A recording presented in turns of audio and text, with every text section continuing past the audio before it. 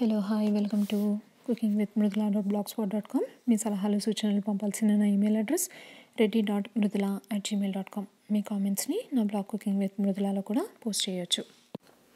ఈరోజు మనము అటుకుల పాయసం రెసిపీ చూద్దాము.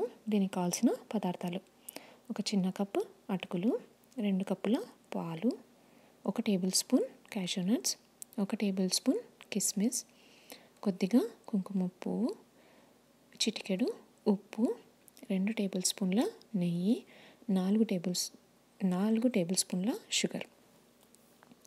ఇప్పుడు తయారు చేసే విధానాన్ని చూద్దాము. ముందుగా స్టవ్ ఆన్ చేసి ప్యాన్ పెట్టి నెయ్యి వేయాలి. అది వేడయ్యాక జీడిపప్పు, కిస్మిస్ వేసి దోరగా వేయించాలి. ఇప్పుడు అటుకులు కూడా దానిలో వేసి అటుకులు దోరగా అయ్యేంత వరకు వేయించాలి. స్టవ్ ఆఫ్ చేసి దీన్ని తీసి పక్కన పెట్టుకోవాలి. ఇప్పుడు మళ్ళీ స్టవ్ ఆన్ చేసి ఇంకో ప్యాన్ పెట్టి దానిలో పాలు వేయాలి. పాలు కొద్దిగా మరుగుతున్నప్పుడు షుగరు, చిటికెడు ఉప్పు వేసి కలపాలి. ఇంకో 2-3 నిమిషాలు మరిగించాక ఇప్పుడు అటుకుల మిశ్రమాన్ని దానిలో వేసి బాగా కలిపి ఇంకో 3 నిమిషాలు ఉడికించాలి. చివరగా కుంకుమ పువ్వుతో గార్నిష్ చేసి స్టవ్ ఆఫ్ చేయాలి.